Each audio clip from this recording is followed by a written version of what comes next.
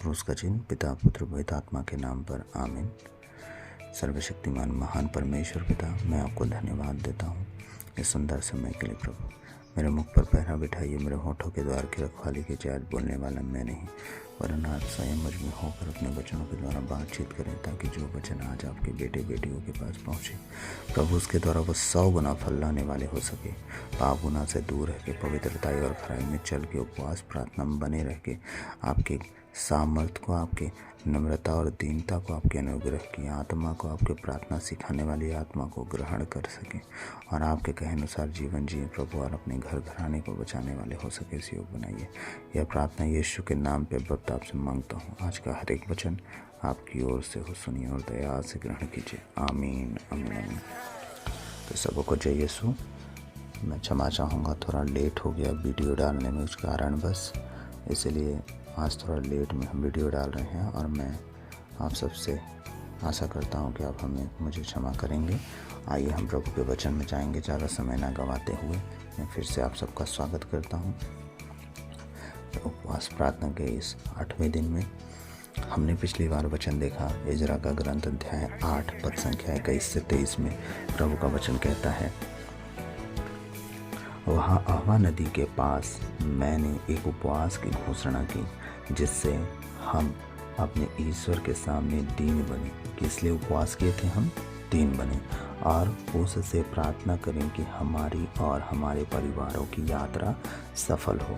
हम क्या प्रार्थना कर रहे हैं कि हम सिर्फ दुनिया में नहीं, परमेश्वर हम एक यात्रा में हैं जो स्वर्ग की ओर जा रही है। उस यात्रा में हम और हमारा परिवार सफल और कुशल से रहे और हम सब तेरे राज में प्रवेश कर सकें। हाँ, कि हमारी और हमारे परिवारों की यात्रा सफल और हमारी सारी संपत्ति सुरक्षित हो। स्वर्ग का धन इकट्ठा करना है हमें, हम ये बात जान चुके हैं।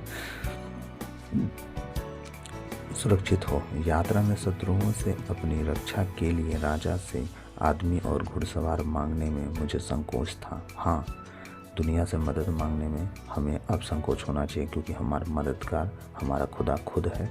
क्योंकि एक संसार का व्यक्ति अगर परमेश्वर को जानता है तो दुनिया को कहता है, कोई मदद करे ना करे, हमारा प्रभु है।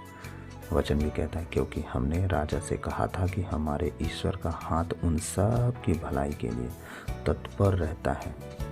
किन की भलाई के लिए तत्पर रहता है?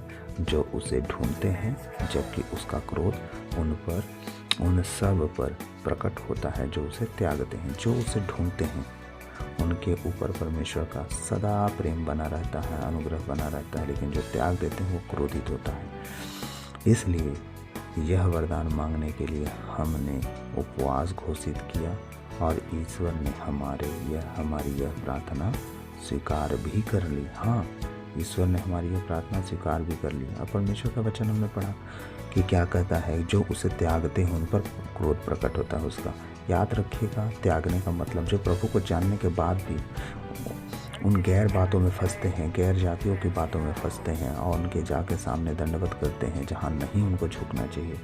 खुदा इन सब बातों को उन्हें दंड देता है और वाज तक नहीं फिर पाते और उस दंड में उलझे रह जाते हैं। शैतान अपने तरफ फंसाता है और ये परमेश्वर के करीब नहीं आते, इसलिए क्षमा नहीं पाते। और जब आप परमेश्वर के पास आते हो तो सब कुछ क्षमा करता है। प्रभु का अंतिम वचन क्या कहता है? इसलिए यह वरदान मांगने के लिए हमने उपवास घोषित किया और ईश्वर ने हमारी यह प्रार्थना स्वीकार भी कर ली। अब उपवास घोषित अगर आप करेंगे तो क्या आपकी हर प्रार्थना नहीं स्वीकार की जाएगी? आज का वचन हम देखेंगे। हम पिछला वचन देख चुके जो हम 7वें वीडियो में डाले थे, और आज 8वां वीडियो है हमारा, और इसमें हम वचन देखेंगे। अय्यूब का ग्रंथ से हम वचन लेंगे 22 अध्याय 26 से लेकर 30 तक, और 28 हमारा खास वचन है। हम अय्यूब का ग्रंथ निकालेंगे, पेज नंबर 798 में है अय्यूब का ग्रंथ अध्याय। ये पुराने विधान में मिलेगा, क्योंकि बहुत लोग बाइबल पढ़ते नहीं, इसलिए नया पुराना बाइबल पलटते रहते हैं। तो मैं आपको बता दूं, अब 22 अध्याय 26 से लेके 30 तक जब हम वचन पढ़ेंगे, आप उपवास घोषित कीजिए। परमेश्वर क्या क्या कर सकता है आपने कभी सोचा भी ना होगा, क्योंकि उपवास के द्वारा आपके जीवन में उन्नति, तरक्की और बहुत कुछ ऐसी बातें जो आपने सोचा भी ना होगा। क्यों? उपवास करने से आपके अंदर नम्रता आती है, दीनता आती है, आप प्रभु की दया मांगते हैं। आप उपवासी जीवन को आप जांचते हो कि नहीं, मैं तृप्त नहीं हूँ, मुझे कुछ और चाहिए। जब आपको कुछ और चाहिए तो वो क्या चाहिए वो आप तय करते हो। आप तय करते हो कि आपको उपवास में प्रार्थना की ज़रूरत है। आप तय करते हो कि उपवास में आपको वचन पढ़ने की ज़रूरत है। आप तय करते हो कि मुझे संगति भी करनी चाहिए। आप तय करते हो कि मुझे प्रार्थना के साथ साथ प्रभु की आशीष में बढ़ने की भी ज़रूरत है। आप तय करते हो, कोई और तय नहीं करता। आप प्रभु का वचन कहता है, अय्यूब का ग्रंथ अध्याय 22 पद संख्या 26 से 30 में जब हम पढ़ते हैं, तब तुम, जब उपवास करने के बाद की बात हो रही है, तब तुम सर्वशक्तिमान को अपना सर्वोत्तम आनंद मानोगे। आप, अय्यूब क्या उपवास में नहीं था? अय्यूब अपने मित्रों से डिबेट कर रहा था, वो पश्चाताप का लाभ लेने की बात कर रहा था, अपने मित्रों से डिबेट कर रहा था, उनसे वो झगड़ रहा था कि मैंने क्या ऐसी गलती की। याद रखिएगा, अय्यूब को 2 गुना भाग मिला। उसके ऊँट, उसके गधे, उसके भेड़ बकरी, जितना कुछ थी, जो कुछ गई, जो कुछ मिली, उस सब का दूसरा भाग, उसे 2 गुना भाग परमेश्वर दिया। तब तुम सर्वशक्तिमान को अपना सर्वोत्तम आनंद मानोगे और ईश्वर की ओर अभिमुख हो जाओगे, किसी और की ओर नहीं। जब आप उपवास और प्रार्थना रखते हो तो आप कहीं और नहीं, आप सिर्फ और सिर्फ परमेश्वर की ओर अभिमुख होते हो। तब तुम सर्वशक्तिमान को अपना सर्वोत्तम आनंद मानोगे। कब? जब आप उपवास प्रार्थना करोगे और आपके जीवन में बदलाव आएगा। तो क्या आप किसी और के पीछे भागोगे?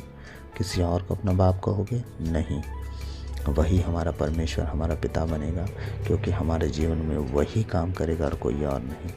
और ईश्वर की ओर अभिमुख हो जाओगे। कब होंगे हम ईश्वर की ओर अभिमुख? जब वो हमारे जीवन में काम करेगा, हम आशीष पाएंगे, आशीषित होंगे, उसके कहे अनुसार जीवन जिएंगे और उपवास में रहेंगे, प्रार्थना में रहेंगे, वचन पढ़ेंगे और संगति में रहेंगे। इन सब बातों में परमेश्वर हमारे जीवन में बड़े बड़े काम करेगा। तो हम क्यों ना उसके ओर फिरेंगे। लेकिन पहला बलिदान, सेक्रीफाइस, वो सब कुछ चाहता है कि हम करें। वो नहीं चाहता कि पहले वो करे। उसने जो किया वो कर दिया। वो संसार के सृष्टि से पहले उसने हमसे प्रेम किया। हम पापी ही थे, तब उसने हमारे लिए अपनी जान दी। वो सब कुछ हमारे लिए पहले कर चुका। अब वो चाहता है कि हम उसकी ओर अभिमुख हो जाएं। अब हम प्रार्थना में जाएं, अब हम उपवास में जाएं, अब हम वचन पढ़ने में जाएं, अब हम वो संगति करने में जाएं। हम इन सब बातों का ध्यान दें ताकि वो हमारे जीवन में काम करे। जब हम उसकी ओर अभिमुख हो जाते हैं, वह तुम्हारी प्रार्थना स्वीकार करेगा। समझ गए? जब आप उसकी ओर अभिमुख होते हैं, उसकी ओर फिर जाते हैं, जब उसकी ओर खड़े हो जाते हैं, उसके कहे अनुसार चलना शुरू करते हैं, तो वो क्या करता है? वह तुम्हारी प्रार्थना स्वीकार करेगा और तुम उसके लिए अपनी मन्नतें पूरी करोगे। कुछ समझ रहे हैं? आप समझो कितनी गहरी बातें हैं। वो कह रहा है कि जब तुम उसकी ओर अभिमुख हो जाओगे, उसकी ओर चलने लगोगे, जो कहता है वो करने लगोगे, तो क्या होगा? वह तुम्हारी प्रार्थना, 27वां वचन कहता है, वह तुम्हारी प्रार्थना स्वीकार करेगा और तुम उसके लिए अपनी मन्नतें पूरी करोगे। उसकी जो भी बातें हैं, आप मन्नतें, अपनी जो मान, अपनी परमेश्वर के सामने जो इच्छा रखते हो ना, सब पूरी करोगे। आमीन। आप परमेश्वर के कहे अनुसार जीवन जीने वाले। ये सब हो कहाँ से रहा है? पहला काम था आपका उपवास, दूसरा काम था आपका वचन पढ़ना, तीसरा काम था आपका प्रार्थना करना, और जो वचन पढ़े उसमें से आपके लिए जो वचन मिला उसके साथ आप प्रार्थना किए। चौथा काम है, आप जितना ज़्यादा हो सके इस 40 काल में संगति करेंगे। संगति, ज़्यादा से ज़्यादा आत्मीय लोगों के बीच में संगति करेंगे। आराधना होगी, वहाँ प्रार्थना होगी, वहाँ वचन की घोषणा होगी। वो सब इकट्ठे होने के लिए इस संगति की ज़रूरत है। तो ये सब मन्नतें पूरी करने की बात कहाँ से आ गई? जब आप परमेश्वर के कहे अनुसार जीवन जीने लगे, तब फिर आप कहो, प्रभु अगर तेरी इच्छा हो तो मेरे जीवन में ये भी हो। प्रभु अगर तेरी इच्छा हो तो मेरे घर को सुधार, तेरी इच्छा हो तो मेरे परिवार को बचा, तेरी इच्छा हो तो मेरे जीवन को बचा, तेरी इच्छा हो तो मेरी नौकरी लगे, तेरी इच्छा हो तो मेरे जीवन में संतान मिले मुझे, ताकि मैं तेरे राह पे उसे चला सकूं। तेरी इच्छा हो तो प्रभु मेरे परिवार का नशा खत्म हो, ताकि हम सब परिवार समेत तेरे नाम की महिमा करने वाले हो सकें। फिर उसकी इच्छा के अनुसार मांगो, मिलेगा कैसे नहीं। आमीन। 28वां वचन कहता है तुम्हारी सभी योजनाएं सफल होंगी। आमीन। सभी योजनाएं, क्या योजना बनाते हो आप परमेश्वर के लिए? क्या वो बहुत बड़ी बात है? नहीं। आप क्या योजना बना के चल रहे हो? आप उस योजना पे ध्यान दो कि क्या उस योजना से आपका प्रभु खुश होता है। मैं सच कहता हूँ सारी योजना परमेश्वर सफल करेगा। ऊंचा आमीन। तुम्हारा मार्ग प्रकाशमान होगा। यस, ऐसा ही होगा। आमीन। हमारा मार्ग प्रकाशमान होगा। प्रभु की ओर फिरने वाला, विमुख होने वाला कभी भी डाउनफॉल का सामना नहीं किया है। वो कभी नहीं गिरा है। वो परमेश्वर उसे ऊंचा उठाया है, उसके अंधेरे रास्तों को उजाले से भर दिया है, और जो उसे देखा है कभी ठोकर नहीं खाया, क्योंकि अंधेरे में हम ठोकर खाते हैं, उजाले में नहीं। और जब हमारे साथ परमेश्वर है तो हमारा विरोधी हो कौन सकता है कि ठोकर दिलाए। याद रखिएगा, आपके साथ जब आपका परमेश्वर है, वो कहता है तुम्हारी सभी योजनाएं सफल होंगी, तुम्हारा मार्ग प्रकाशमान होगा। आप याद रखिएगा, दुनिया का कोई भी योजना आप बना लो कभी सफल नहीं हो सकता।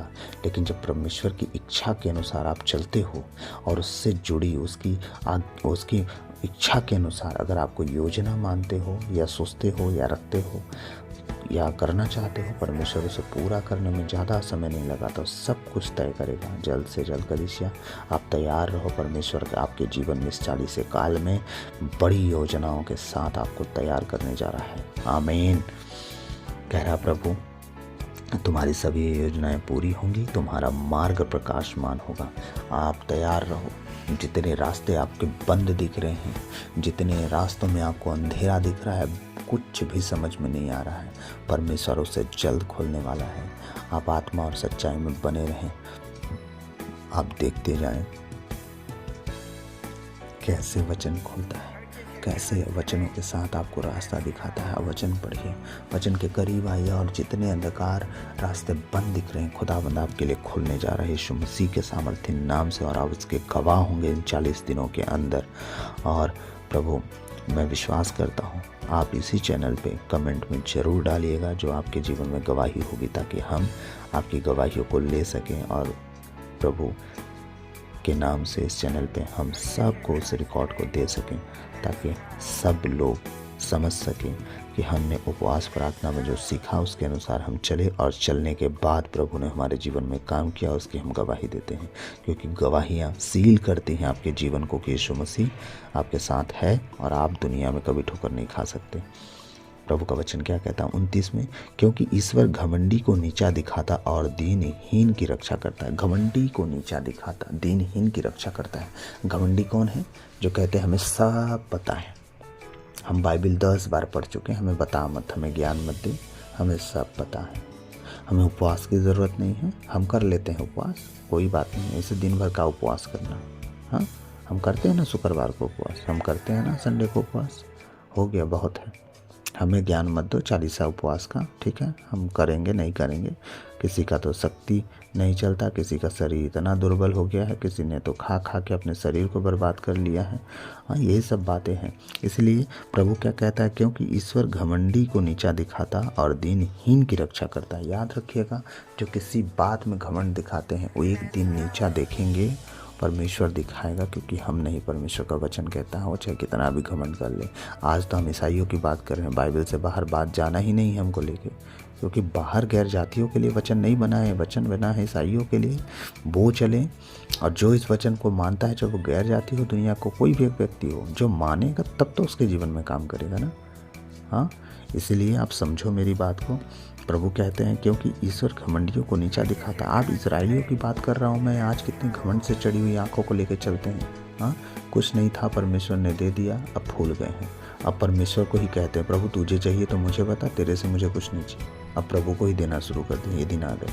हाँ, और दीनहीन की रक्षा करता है। जब आप उपवास में आते हो, आप दीन होते हो, आप नम्र होते हो, अपने आप को छोटा साबित करते हो, लोगों से कम बात करते हो, कम बोलते हो, चिढ़ते नहीं हो, आप विरोध नहीं करते, आप ईर्ष्या जलन नहीं रखते, आप बुराई नहीं करते। आप जानते हो मैं उपवास में हूँ, अगर मैं बुराई में चली गई, मैं बुराई में चला गया, मैं चुगली निंदा में चला गया, तो ये सब बातें व्यर्थ हो जाएंगी। मेरा चालीसा ख़त्म हो जाएगा, किसी काम का न रहेगा। मैं 40 दिन का उपवास किसी काम का न कर पाई।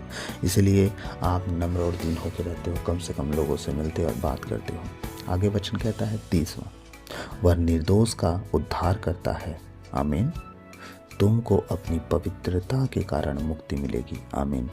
याद रखिए, अगर आप निर्दोष हो, आप साबित मत करो कि आप निर्दोष हो। आप लड़ के साबित नहीं कर सकते कि निर्दोष हो।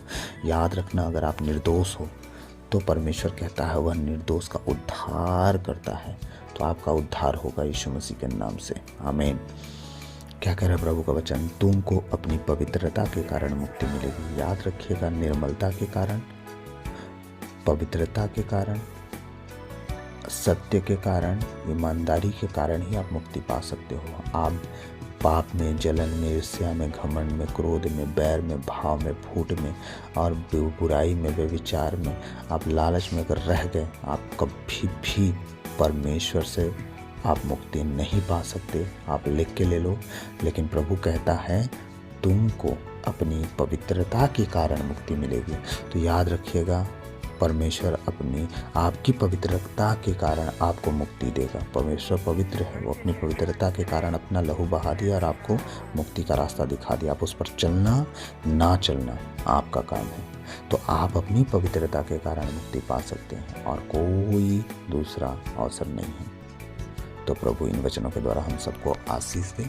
मैं आशा करता हूँ आज छोटे ही से ही वचन से आपको परमेश्वर बहुत सी बातें बता दिया होगा। और कल से मैं 35 उपवास में आपको लेके जाऊंगा, पूरे के पूरे 35। शायद जो मैं बता चुका हूँ ये भी जुड़ जाए उसमें, और आशा करता हूँ ना जुड़े। और ये 35 उपवास आपको मैं पूरे 40 दिन में एक या दो उपवास करके, जैसा वचन लंबा छोटा रहा, मैं आपको बताऊंगा। तो आज से मैं बाइबल के 35 उपवास में आपको लेके चलूँगा। तो प्रभु आप सबको आशीष दे। इस वचन को, इस वीडियो को अपने परिवार में शेयर कीजिए। छोटा सा संदेश है, उन्हें कहिएगा वो और किसी को शेयर करें, ताकि चालीसा का उपवास का महत्व, उसका आशीष उसके करीब हो जा सके। बहुत लंबा चौड़ा मैं घुमा फिरा के अगर बातें करूं और छोटी छोटी बातों पर ध्यान ना दिया जाए, तो आप याद रखिएगा आशीष से अधूरी रह जाती है और लोग फल नहीं पाते, रिजल्ट नहीं आता। फिर कहते हैं हमने कुछ सुना और कोई लाभ नहीं मिला। इसलिए जितना कहा जाए आप 40 दिन करो, और परमेश्वर आपके जीवन में बदलाव ना लाए तब आप कहो। तो आइए मैं आप लोगों के लिए प्रार्थना करूँगा। सर्वशक्तिमान महान परमेश्वर पिता, मैं आपको धन्यवाद देता हूँ आज का जो भी वचन सुने, और इस प्रार्थना को जो मैं आपके नाम से मांगता हूँ खुदा, उनके जीवन में जो कान तक पड़े उनका जीवन आशीषित, उनका घराना आशीषित। तो यीशु मसीह के सामर्थ्य नाम से उनके घरों को अपने लहू से कवर कर खुदावन, अपने लहू से पाक और पवित्र बना परमेश्वर, उन्हें शुद्ध कर। और परमेश्वर अपने लहू के बाड़े से उन्हें कवर और सील कर। शैतान की हर एक चाल से, उसकी युक्तियों से, इस 40 काल में आने वाली हर एक परीक्षाओं से उन्हें बचाना, उनके घर घराने को साफ और सुरक्षित करना। खुदावन दया कर, सारी बातों को तेरे चरणों में रखते हुए यह प्रार्थना नाज़रत के यीशु मसीह के मीठे और मधुर नाम से बब्ताब से मांगता हूँ। सुनिए और दया से ग्रहण कीजिए। आमीन आमीन। God bless you all. प्रभु आप सबको आशीष दे और आप और आपका घराना बचाया जाए यीशु मसीह में। और मैं विश्वास करता हूँ इस 40 में आप बचोगे और आपका घराना भी बचाया जाएगा। आमीन आमीन।